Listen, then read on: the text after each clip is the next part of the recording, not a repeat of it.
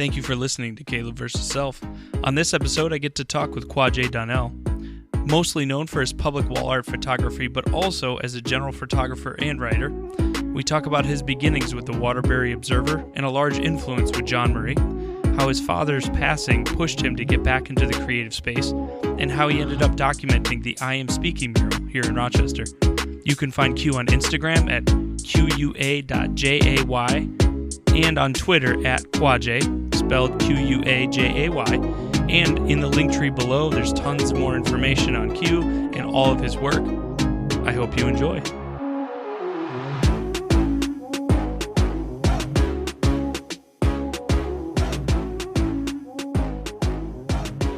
So I know we briefly kind of talked about it beforehand, but we're going to go with Q at this point. But at the very beginning, let's go all the way to the start in, Waterbury, Connecticut, correct? Waterbury, Connecticut, yep. And you, as a 15, 16-year-old junior, sophomore in high school, go to the Waterbury Observer? I think it was 16, so legally able to work, so 16, yeah. Oh, is that a very important distinction right now? Is someone going to come after you? I don't think so. I remember being 16 and my mom saying you should probably get a job. I gotcha. do remember that conversation, so I think it was right around that time. That's fair. But What prompted you to go to the Waterbury Observer and say, hey, I'm trying to do something. Can I do it here?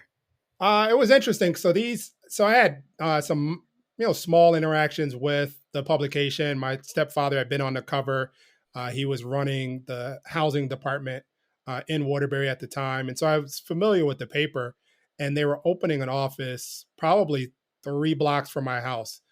So it was on the bus route. It was a place that I would walk by, on the way to the playground to play basketball or whatever, or to a friend's house. And I remember they were moving stuff in, and I walked in and I said, hey, I'd love to write some stories, and I love to write some stories about positive things happening in the city, specifically around youth. And the publisher turned and looked at me and said, all right, well, the deadline's Tuesday. And that really started that journey for me. And the publisher, John Murray, still a friend and mentor. And that was, I don't want to age myself too much, but, sure.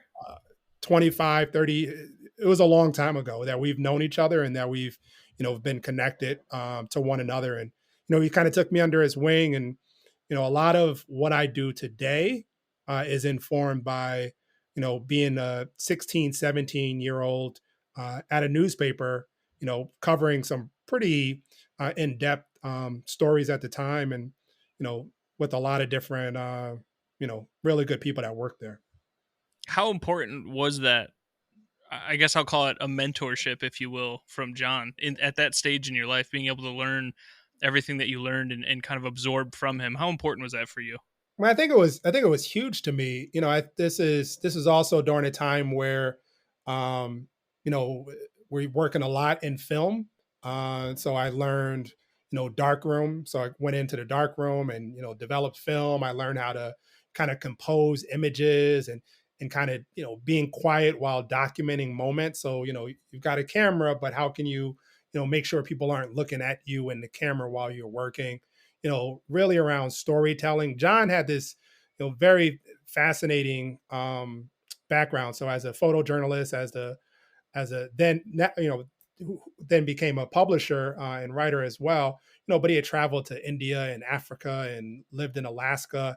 And he had these stunning images, and you'd wonder, like, how do you get, this type of image? And he would say, well, first I build trust with who I'm working with, but I also want to see the things that the tourists aren't seeing, and kind of get into the nitty gritty. So a lot of those, I still remember a lot of those early conversations where, I would be in a room and, the mayor would be there because they were interviewing the mayor in a roundtable discussion. And I'm, 17 years old, and it was an interesting experience because I remember at the time, this is 1995, 94. And, I had written probably a dozen articles, and they were like, hey, we want you to work here. We got a job for you. I answered the phones. I did press releases, typing in press releases. So I, thinking about what I was learning in school in terms of taking like a typing class, and then my job was typing. So I'm like incredibly fast at, typing press releases and, kind of learning some of that editing early on. Like, okay, there's a 4 paragraph press release. We need to get it down to, 1 paragraph and a headline. And that was my job at 18 years old. And I remember it might have been my senior year. And, the newspaper was a small paper. So it was, less than 5 of us working there. And there was a point where it was John and I, and the newspaper needed to come out. I'm, a senior in high school, and John was like, "The paper is coming out, or it's not."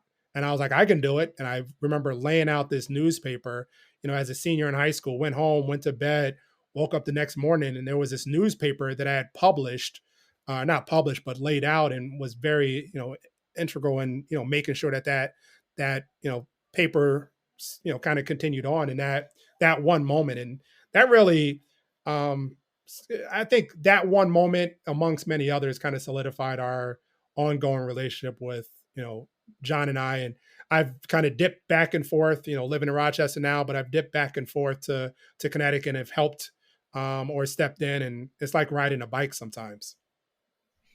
Gotcha. So it's relatively easy to get back onto it once you've kind of established how to do everything. Yeah, it was interesting. Like, I remember, there was no YouTube, right? Like, you had to Right. read the book to learn how to do the things that were being done. And at the time, it was PageMaker, and so I'm like, well, I'll just hit some buttons, I'll figure some stuff out. And I had been paying attention to, the folks that had been doing the work. So I would ask, "Oh, you hit command this? What does that mean? What did you just do? How did you lay this out?" And this was also during a time where all the pages were printed out. We had to do a paste up. So ads got pasted on, pictures got pasted on, cut lines got pasted on. Then we hopped in a car, drove it to the printer. The printer made it into negatives and mechanicals, and then they did the whole thing. And when I left the paper, I was probably 22 or 23. And so I was still kind of involved with John a little bit. And then I Mhm. came back to the paper. Um, Maybe I was 26 or 27, somewhere in that range, and everything had changed. And so John and I were learning the process again. The publisher that he was, the printer that he was using was like, "Hey, we can't do this mechanical thing anymore. It needs to be digital." So John was kind of in this hurry to go digital, and so we learned how to go digital in a month. Like, just at this point there was some YouTube, and so we were able to like check it out and kind of figure out what was what. But it was interesting going from PageMaker to InDesign to Photoshop. Going from the darkroom into Photoshop, and but all of those things kind of played into each other. Sure. And as that continues to progress on to today, I'm sure that in photography as a whole, things change constantly, right? Oh yeah. Did that transition also kind of help you and inform you on how to make sure to keep up on, having the whether it be editing software or cameras or lenses, does that also help inform your decision making for that? I've never been much of a gear person. Okay. I'm like, I have gear.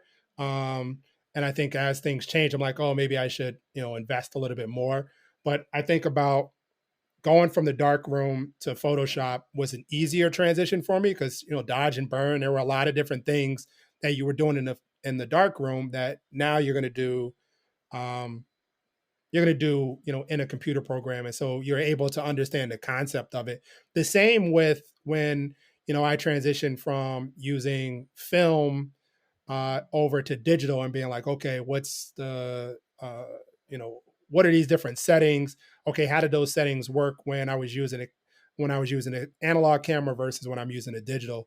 So to me, it was an easier transition. Hmm. Because it was like, hey, these pieces are the same, they're just doing different things. And I still sometimes still keep that film mentality in my mind where when you have 36 exposures, that's it, like you're done. And maybe some of them are blurry, maybe some of them are whatever. And so then when you go digital, you're able to preview. But then in that preview, you don't want to take 1,000 photos. Like, no one wants to look at 1,000 photos in post. Like, that's not fun at all. So I would still think of, okay, is this a moment? Hmm. Is this something that I need to capture, whether it's, when I'm out on assignment, capturing public art, or even when I'm with family, like, is this the moment? Like, I want to capture something, I'm waiting for, maybe 4 or 5 frames as opposed to I'm just going to rattle off 1,000 frames because, I can, and the memory card will allow me to do it. Like, you still have to go through it. Yeah. What's the thought process in finding that moment? Is that something that you've just kind of cultivated over years with intuition, or is there something really you're focused in on to find those moments? I think everything is a little different. Every moment's a little different, and sometimes, um, sometimes it's intentional. Like, wow, I think I should capture this, right? Like, Hmm. a family moment, right? My grandmother's holding, one of her great grandchildren. Like, this is a moment. Like, I should capture this. Sometimes it's accidental, right? I think of Sean Dunwoody painting the word enough on the side of Scio Street, City Blue Imaging, in days after George Floyd. Me being there in that moment was totally accidental. And um, I didn't realize how much of a moment it was until I looked at the one photo that I took from the 45 minutes that I was down there talking to him about what was going on in America, both pandemic and um, kind of what was going on in terms of social injustices in the world, right? Like, and sometimes it is like, it can be dumb luck, and sometimes it's intentional. Like, okay, but I feel like if you get too much in your head, you're like, I got to get the moment. Where's the moment? We're chasing the moment. You actually miss the moment, and then you're Yeah. kind of playing catch up. Huh. I think after reading a lot as well about you, one of the things that I think I saw a piece of advice is just to like be out there, be present. Is that half the battle? Just being wherever you think things are going to happen for you to document? Yeah, I think that's the biggest part. I've had that question asked to me a ton of times. People say, "Well, how do you seem to be really successful in what you're doing?" And I agree that there's a level of success, but most of it is just presence, Hmm. being there in a moment. And sometimes, like I said, the Sean Dunwoody piece, folks are like, "What did you shoot that with? What was your camera setting?" Guess what? It was my cell phone, and then my camera was in a car, and I didn't feel like interrupting a conversation to go back and get it to make it seem like I was there to, do something different. Like, I was there to have a conversation with Sean. I see him painting. I pull my cell phone out. I take one photo. I put my cell phone away. But a Hmm. lot of it is just being there. People are like, how did how did you get involved with this publication, or how did your photograph end up here? And a lot of it is just showing up, just Yeah. showing up, and you know and being there. And a lot of times it's just being in those moments of whatever's happening.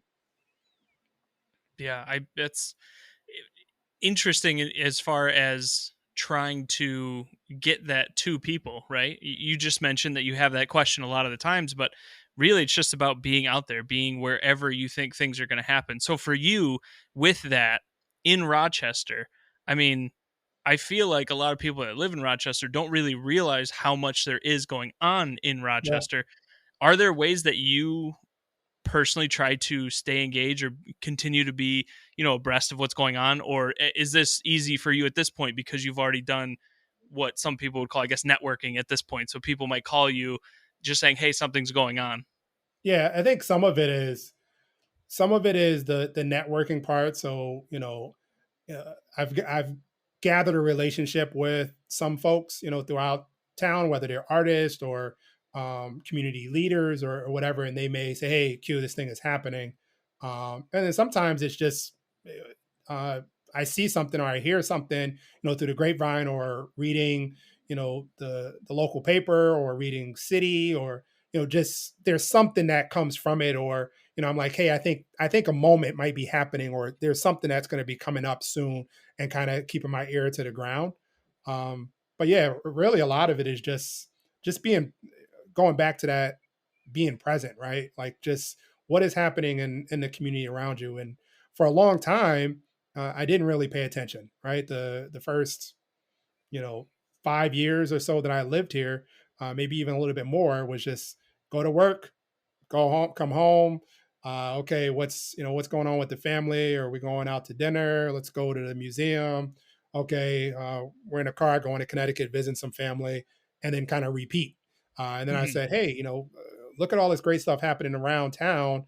Um, you know, maybe be involved in some of that. And now I feel like part of my role is, um, informing others that of the things that are happening in the city, whether they're at a museum or some public piece that's happening, whether it's, art, or whether it's, protest, whatever the case may be. Not to get too personal, but I do believe in some of the stuff that I've read about you.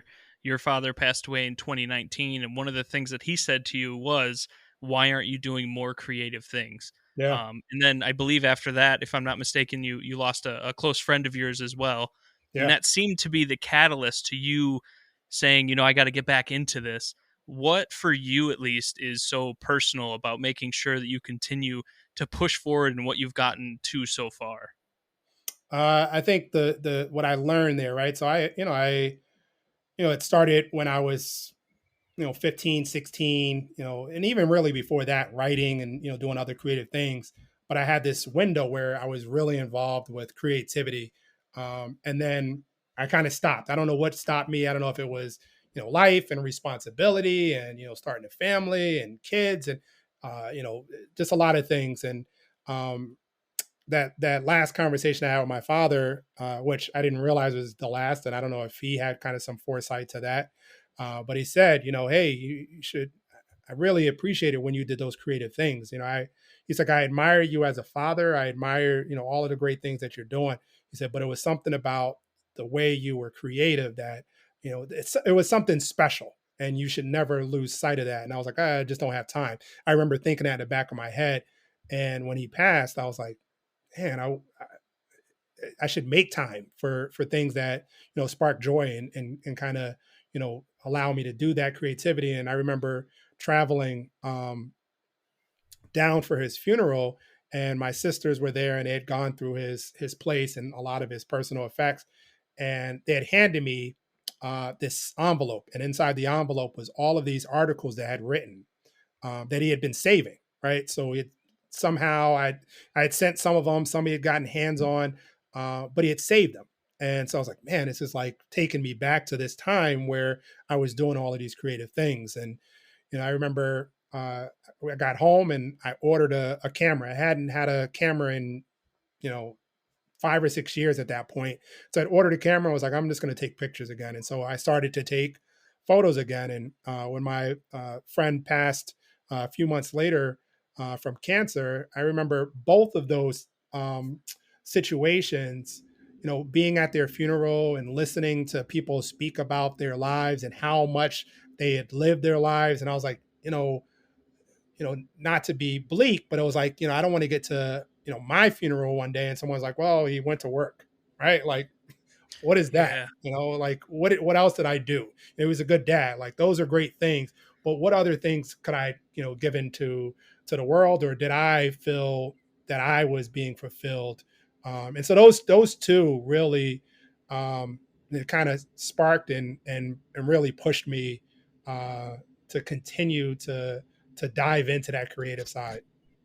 Jeez, what a mental exercise there to think about what would people say about you at your funeral, and that being Yeah, the it was so like I remember my father's funeral very vividly, right? So my father and I had it's an interesting relationship, he was a person that was there, wasn't always involved, but I then found out how involved he was because he had saved these things. He'd always been keeping tabs on me over the years.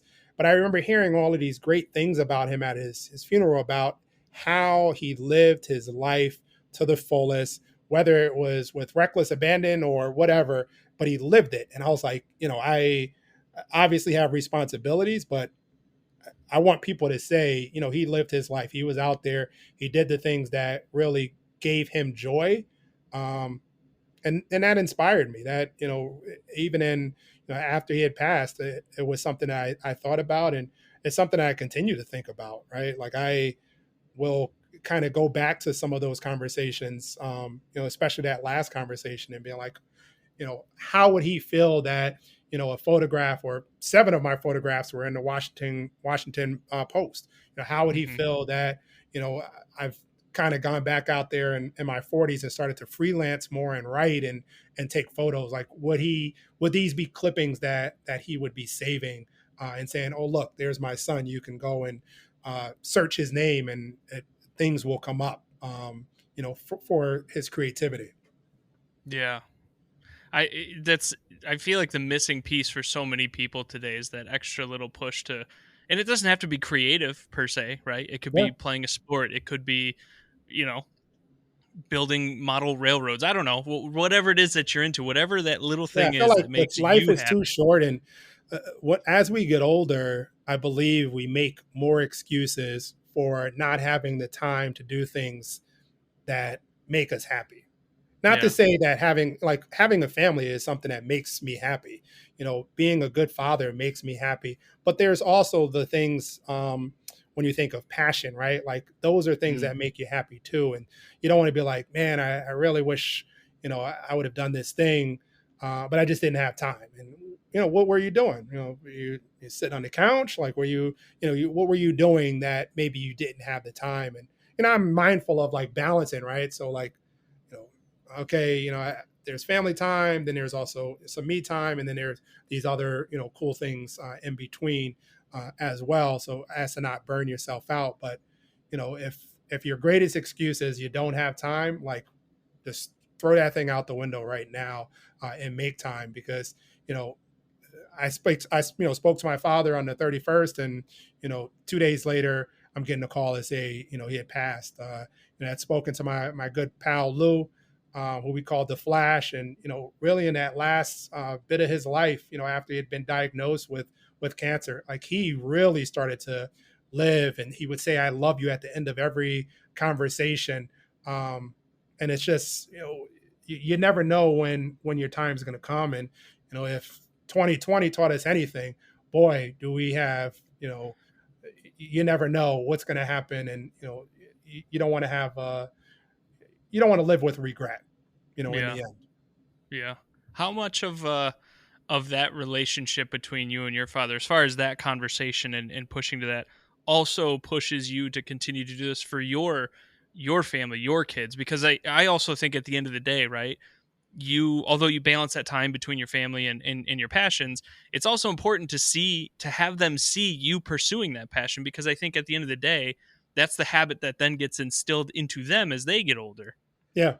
I mean, I don't know. I mean, my youngest son, he's out with me sometimes, so he has the opportunity to, see when I'm working, or kind of enjoying some of the public art or taking photos. And there are times where I've handed him photos. I think there was this really cool experience. We're talking about John and the Waterbury Observer. I did a story for them earlier this year around public art. And so it was like the power of public art, or public art matters. But it was really kind of diving into the power of public art. And it was really talking about my experience here in Rochester and hoping to inspire, Waterbury to kind of jump on to that public art train and what it could do for a community. And one of the photos that I chose, they were like, you have to have a photo of yourself in here. So the photo I chose was a photo taken by my 13-year-old. It was like, it's a photo of me taken by my 13-year-old. And so he has, a photo credit in a publication at, 13. And so that was something that was important for me. And, my daughter, who moved to Rochester to go to school, so attending the University of Rochester. Before she got here, I was like, hey, there's some things that I do in the city. I do some work with the university. I do some, so you may, come in, to contact with me, as your dad, but also as, someone who's involved with things happening around town. And, you know, sh I think she, maybe is like, that's cool, but I don't really care, dad. I don't know. Um, Sure, but sure. at least it's out there, and there's things, if they want to see, there's things for them to see or to understand, or even just to share with them, whether they get it all right now and understand what I'm talking about right now, or it's something that they see afterwards, like, oh, my dad's photograph was here, or you had the opportunity to meet or speak with this person, and that's kind of cool. So Yeah, yeah. Well, moving into that public art piece, there's also another segue as far as right, your kids seeing you pursuing your passions is it's the community as well. And when it comes to public art and people investing this much time and effort into, wall murals with wall therapy, for example, or mhm. any of these other number of public arts that you've taken, how important for you is it to document that so that other people realize the investment that people are making in this community? I think it's. I mean, a huge advocate of public art, and I think of just my experience and my journey with it and how it makes me feel. And, really what I try to do is just share that passion and share that awareness of what's happening in the community. And there were a number of years where I didn't know. I didn't know it was here. I'd kind of drive by something and notice a really cool electrical box at intersection and be like, oh, that's interesting. Or you see the backside of a building, you're like, that's a really nice, colorful wall. But then when I stopped to kind of pay attention a little bit, I was like, wow, there's so many other different facets to, what's happening, whether it's community engagement or spreading awareness or just brightening communities, right? Like just bringing beautiful pieces to communities, whether it's a powerful mural or it's graffiti, just a level of skill that goes into it. So for me, it's been important to document what's happening. So the artist creating is important. Like, hey, maybe you can't get down here to see this, but here's the process. So you kind of understand the process. And then sometimes those finished pieces, and that's where it started for me. It started with photographing finished pieces Hmm. and saying, wow, look at this cool wall and write a caption.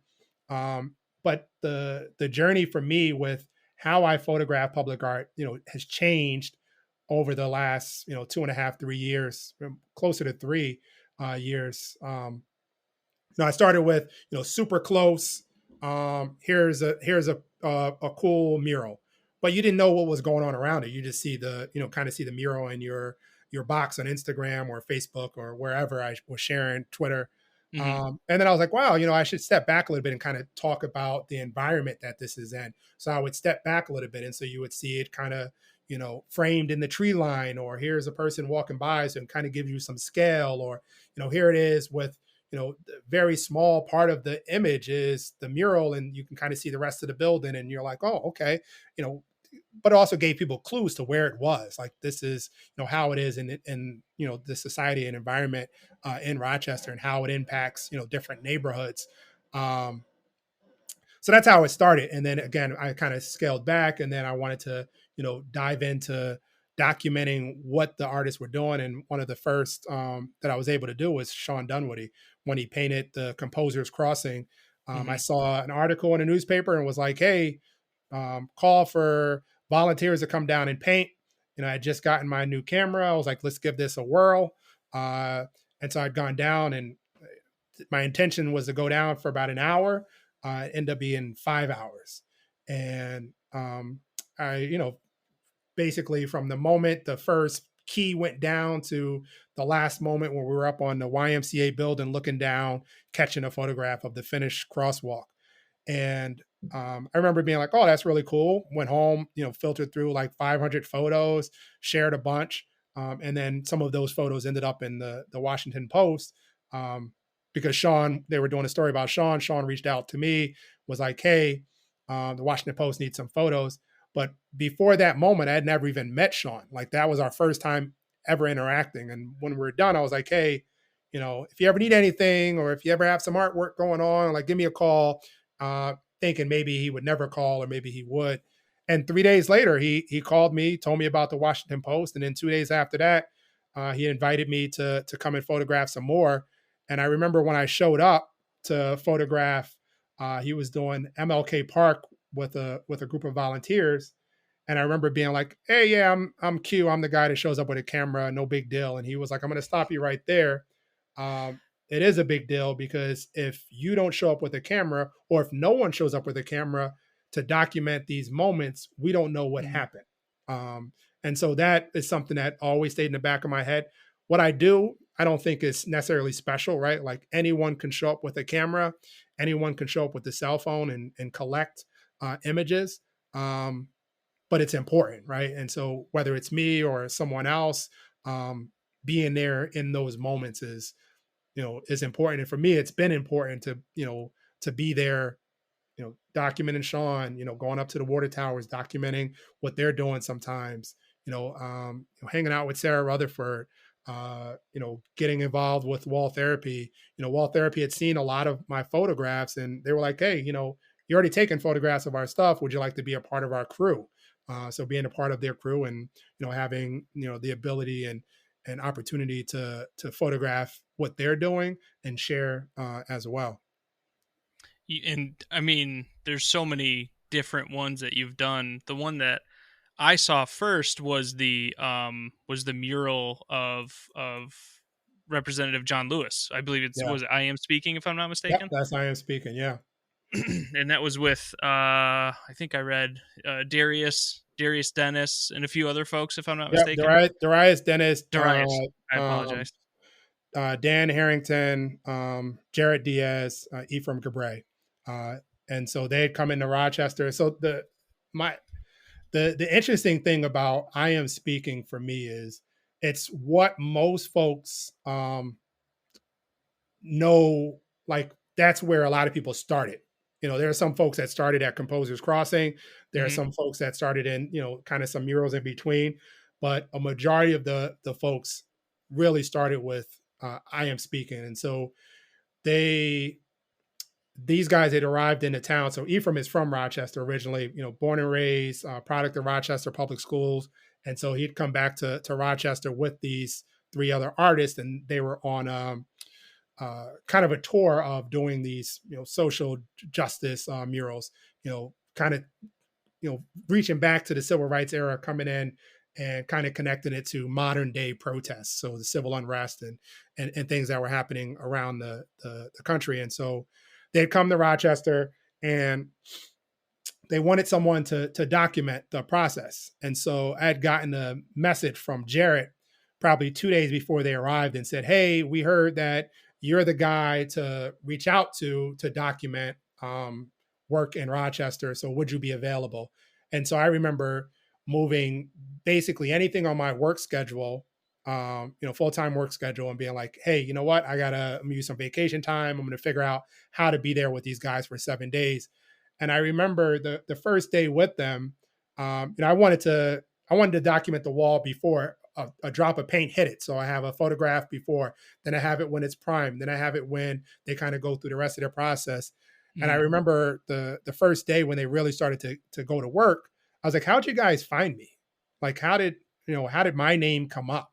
I had shared, the fundraiser, I had donated myself, and I was like, how did my name come up? And Jarrett said, well, Sarah Rutherford and Sean Dunwoody said you were the guy. And so it come from just the time that I had spent with them and them saying, kind of vouching for me, like, this is the guy that come out and document. And, they asked for 7 days and they asked for, I think what they had initially asked for, like about 2 hours a day. They're like, if you come out for 2 hours a day, but I remember spending, at max 10 hours one day or a couple different days. And, I had shared, kind of the story on Twitter, and then I would take my favorite photos from the day and share those to Instagram.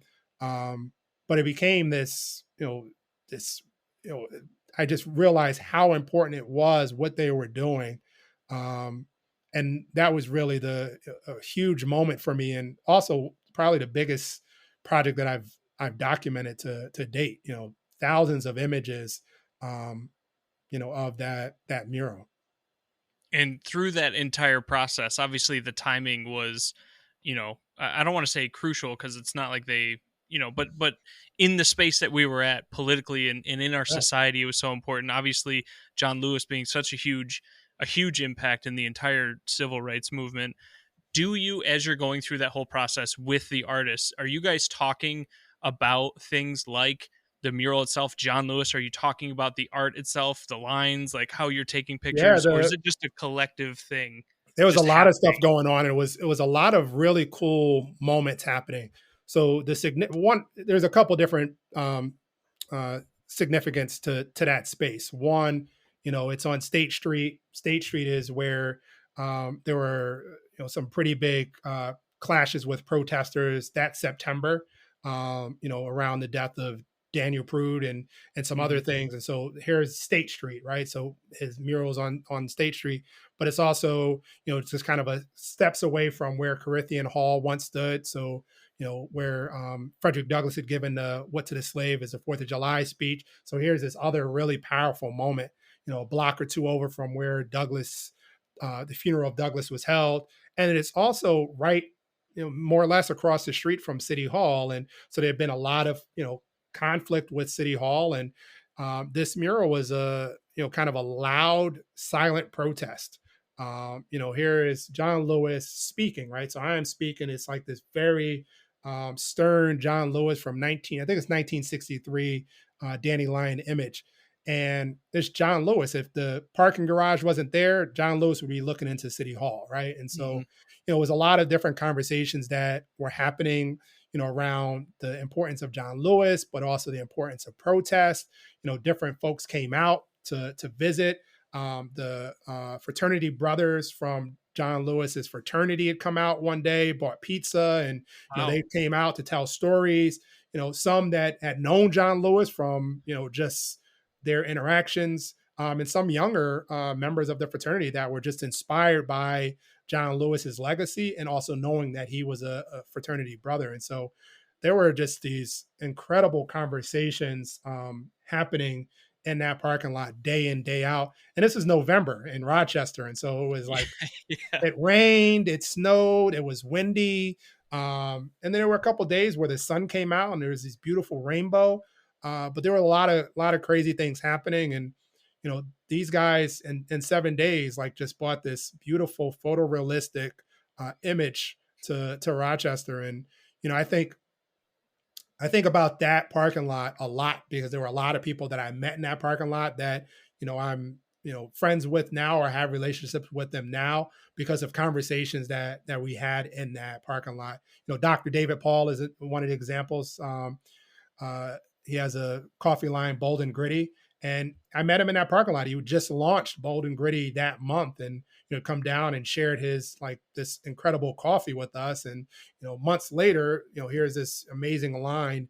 But there were just a lot of moments like that where you were just having a conversation with folks, and sometimes the camera was up. I'm snapping some photos. Sometimes I'm just kind of in the parking lot, enjoying the view and enjoying the craftsmanship. Yeah. Yeah. Is there other than, I mean, obviously that particular mural, that experience is probably bar none one of the most impactful for you as a photographer. Are there any other ones that you could think of that you would pick out of your brain and be like, this was also pretty special, although maybe not as popular? Yeah, I mean the composers crossing was really important to me. That was another one of those like I'm there really in the trenches, wanting to capture these moments. Sarah Rutherford and her mural just a couple blocks away up on Exchange on the side of Times Square building, Stories of Strength. Kind of around domestic violence awareness. That was another powerful one for me. And I would just show up every few days and snap a couple photographs of Sarah, and she would come down and she would have a conversation with me. She didn't have to. She would just come down and just have these great conversations. And sometimes they're around what was happening in Rochester, and sometimes it was just how are things going. And that was over the course of a month. I think that was all of September that she worked on that mural. So able just to kind of stop by and I think about a lot of the murals. The art is a portion of it. What I learned as a photographer is a portion of it, right? So how do I Hmm. photograph this and how do I capture it in a unique way? Hmm. Um, but really, above all else, is just the conversations with either people that are passing by or visiting, or the artists themselves that really inspire me. It's such a unique experience, just even for me to just listen to. It feels like a unique experience. I can only imagine what it's like being there, and I think that's also part of the point that I need to remind myself of is like we said at the beginning, right? Be available, be present, be Yeah, go to where things are happening, and amazing things will probably occur, especially in Rochester. But let's talk about Rochester because you're a transplant from, transplant. you know, Yep. Connecticut through New Jersey, DC, and then ended up here by virtue of your spouse, correct? Yes. Yep. But you stayed here. I And did. most people would tilt their head and look at you like, what? Yeah. Why here, Q? Yeah. So for you, obviously, Rochester, I mean, you've been a part of the Greater Rochester or Greater Rock campaign. You've come up a couple of times in the Rochester City newspaper as, being nominated for best of something.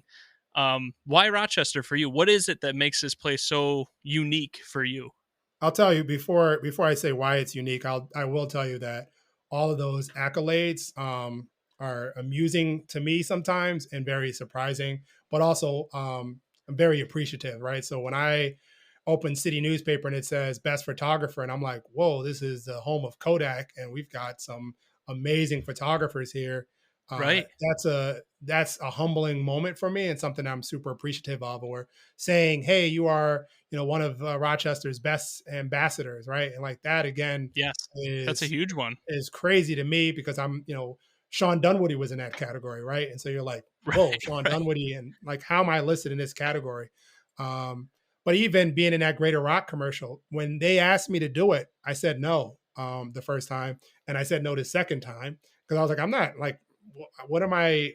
Why would I be in this thing? And they're like, well, we think what you're doing is important, and I was like, I don't know, and it was to mention Sean again. Sean called me and was like, you're doing that commercial, and that should be that, and so I agreed to do the commercial.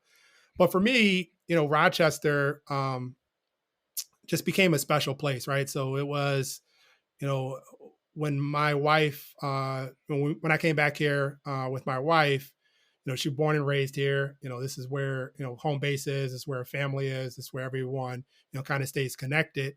And I remember when we got here, both of us were like, hey, let's give it 2 years, not give our relationship 2 years, but give the relationship with Right. Rochester Right. 2 years, right? Sure. To, Sure. to make sure that there's, that's the difference.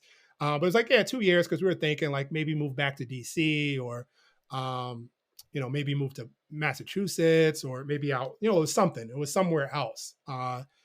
And I think we got to like year 2 or 3. Our son was born at that point. And so, he kind of had a little scene at 3 or 4. And we're like, well, this is important to have a relationship with family here. And if we move to DC, what's the connection? Who do we have, there as kind of our lifeline. And then we started to pay attention a little bit more to some of the things happening, right? So really cool coffee shops popping up, and really cool restaurants, and Rochester being like, to me, like the home of festivals galore, right? So paying attention to some of that. Sure. Strong museums, so great opportunities for my son to have something to do, as well as some other things, right? Like there were a lot of cool things that we just started paying attention to. And then we got to like year 5, and the conversation really never happened again. And then I started to pay more attention to some of the things, and she started to introduce me to more that was happening around town. Again, whether it was food related or cultural related, like we just started paying more attention to it. And then somehow I ended up with a camera in my hand, and in those early days of taking photographs, I would be able to show up somewhere and no one would know anything. Like, who's that guy? No one knows. He's just taking pictures. Now I show up somewhere and, there may be a conversation that happens before. And then I'm like, oh, I'm just here to take some photos. Like, that's really at the core. I'm there to enjoy myself, capture some moments, and then share it with the community, right? Like if there's something that is ongoing and, I want you to go and check it out yourself, capturing the moment, sharing it. Or, if it's, hey, this mural happened, go check it out. Or, hey, whatever the case may be. That's why I think that ambassador piece came up. There was a point where someone was like, oh, you're like a Rochester influencer. And I was like, don't ever say that word to me. Like, the influencer word just never jives with me. Sure. If you want to call me a cheerleader, or if you want to call me an ambassador, or an advocate, like those are thumbs up all the way. Well, I mean, when it comes to Rochester, I mean, there's quite a few things you've been involved with, but I did see something not too long ago about Flower City Union fan ownership. There, are you all in on that? Like, can you tell me a little more about I'm not an owner yet. that? Okay. But there was an opportunity just to kind of spread some light onto Flower City coming back into town. So, they reached out and they were like, hey, would you be willing to, just be in a promotional bit for us just to, continue to spread the word. And, obviously it was Rochester, the Pride of Rochester, they have, really cool merch. And so I was like, yeah, I'm game to, continue to bring positive things back into the city or to, elevate some of the great things happening around town. You also had a cutout, if I'm not mistaken, at Frontier Field with I your did. Yeah. garbage plate jersey on. Oh yeah. That So was when that you was funny. When it happened, I didn't tell my wife it was happening, and then it was on the news. I didn't know it was going to be on the news, right? Like all of a sudden yeah, it's on the news. I'm in Connecticut, enjoying some family, and I get a bunch of pings from people like, "Hey, yeah, I just saw you on the news," and I was like, "What do you mean I'm in Connecticut?" They were like, "No, cutout of you is on the news," and I was like, "Oh, I." So then I go and show my wife, and she was like, "How much did that cost? And why are you like?" It was just like this whole funny sidebar conversation. the one thing with the whole garbage plate deal, obviously everybody talks about garbage plates in Rochester, but the one thing that I did read is you saying that if you could eat one Rochester food, it would be the Cali swag burrito at Old Pueblo. Yeah, I'm gonna add it.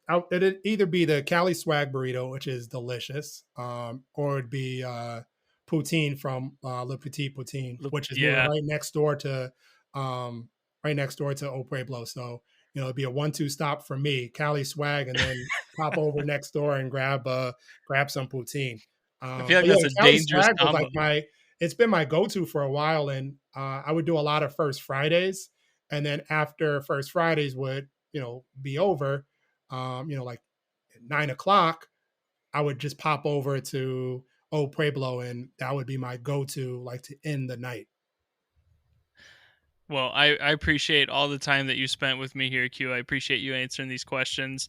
As far as the future is concerned, last little bit here, right? What do you feel like is going to be the whether it be the next endeavor, the next project, the next thing that you're really thinking about tackling in the near or short future?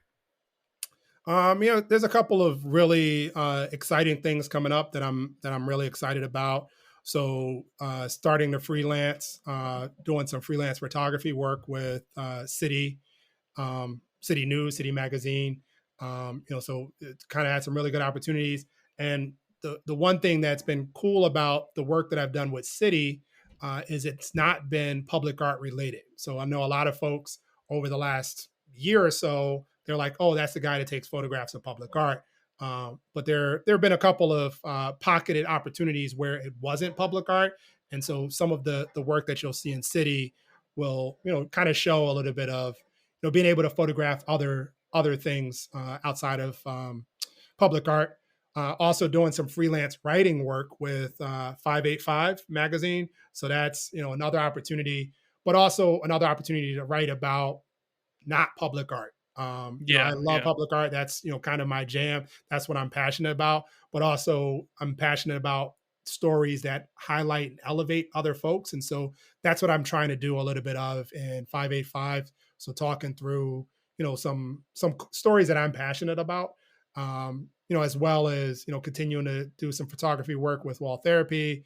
Have opportunity next year to work with um, Rock Paint Division, so the city-run mural group for young folks. So documenting some of their work throughout their next season, and just really any other opportunity that comes up, whether it's with a camera or whether it's with writing, or if it's just an opportunity to work with young folks. I've had a handful of opportunities to meet with students, whether they're high schoolers or grammar school or even middle schoolers, just kind of talk about, following your passion, right? Following something that makes you happy, capturing moments, documenting what's happening around you, and just kind of really highlighting why that's important, and talking to a a 9 or 10 year old, maybe they don't understand the full concept of it, Hmm. but hopefully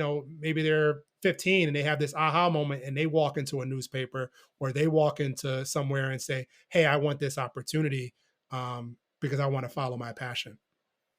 Are you still working with or doing things with the Cameron Community Ministries? And I am. are Yep. there any Yep. other groups that you're working with as Yep. well? So I am with Cameron Community Ministries. I sit on their board of directors. So a great opportunity, just to do some great work, but also spread awareness. NAMI Rochester. I've been an advocate of mental health resources and advocacy. So continue to work with them informally, but also just highlighting their message.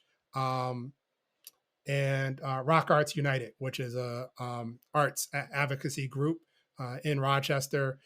Just kind of getting our legs under us to kind of again art advocacy and kind of bringing we call Rochester the city of the arts or for the arts, like really Mhm. owning that to a greater extent. Well, I look forward to all the stuff you do here. I know I'll be following you. I was not as aware of 585 Magazine, Yeah. so I'll definitely be keeping a lookout there. And I'm really curious to see what you come up with outside of the public art space, because I feel like there's a lot more to offer than just public art from your perspective. So I can't wait to see some of that come out. Absolutely. All right, thank you again, Q, so much. Thank you so much for having me.